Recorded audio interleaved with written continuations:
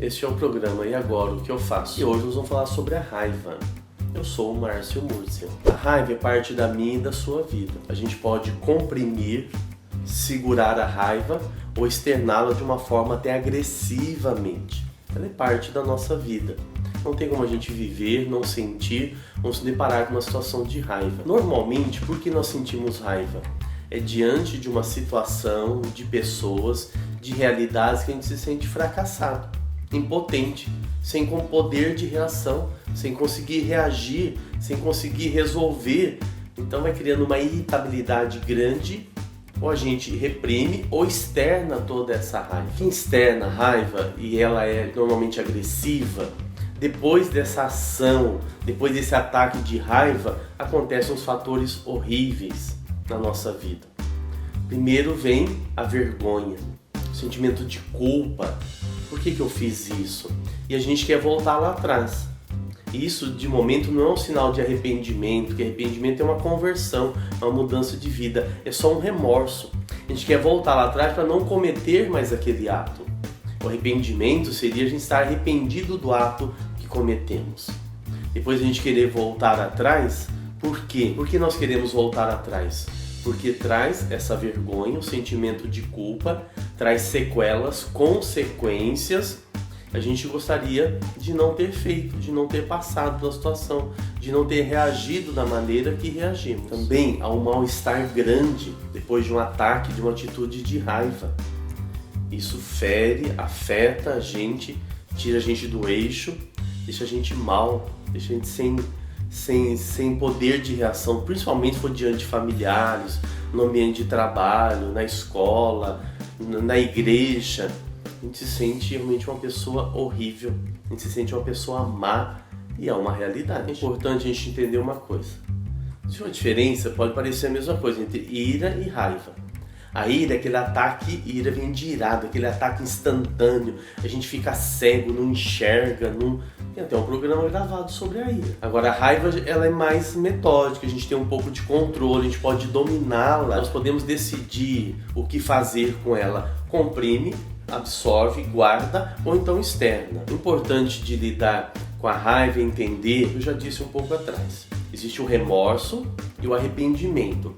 O remorso é quando a gente só quer consertar a situação. O arrependimento é uma conversão, é uma mudança de vida que vai afetar a nossa vida em outras áreas. Não é só em relação à raiva, em relação a outros fatores, segmentos e pessoas na nossa vida. Geralmente, após um ataque de raiva, relacionamentos são rompidos. Muitas vezes pessoas jogam objetos no chão, tacam na parede, situações se complicam, decisões são tomadas e depois vem arrependimento, ou decisões não são tomadas e depois vem arrependimento da mesma forma. Como lidar com a raiva? O que fazer com ela? O primeiro passo é tomar uma decisão. Eu vou guardar essa raiva? Vou guardar para mim mesmo ou vou externá-la? Se eu vou guardar, eu tenho que digerir, eu tenho que lidar com ela, senão eu vou adoecer, eu vou acumulando, essa raiva vai crescendo e de repente vem uma explosão, eu posso perder o controle. Se eu vou externá-la, sempre com serenidade, com tranquilidade, aceitando a situação. E o que é aceitar a situação? É aquilo que a pessoa proporciona, o objeto ou a realidade? Não, é aceitar que eu sou limitado, que eu sou incapaz, olha, isso é difícil, que eu sou incompetente. Eu não tenho possibilidade de lidar com aquela situação. Aquela pessoa, aquela realidade, aquele objeto é maior do que eu. É o primeiro passo para a gente começar a lidar e digerir toda a raiva. Se a gente não lidar com a raiva, se não for digerindo, se não for trabalhando, o que acontece? Um detalhe, uma coisinha pequena, a gente se estressa, a gente externa, a gente tem um comportamento, todo mundo fica olhando, às vezes pasmo, parado, gente... Mas toda essa reação só por isso? Não, porque a pessoa estava guardando, a pessoa estava com raiva, estava cheia e ela transbordou e jogou tudo para fora, colocou tudo para fora.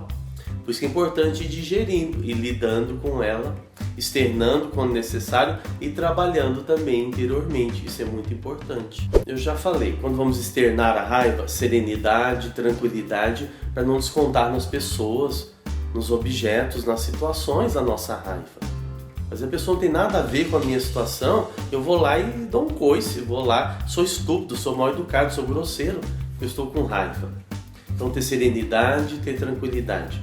Para quem vai guardar a raiva, não vou externar. Tem gente que rasga papel, outro fica amassando papel, um vai praticar esporte, outro vai dar uma volta. São fugas, são situações que podem amenizar, mas não resolve.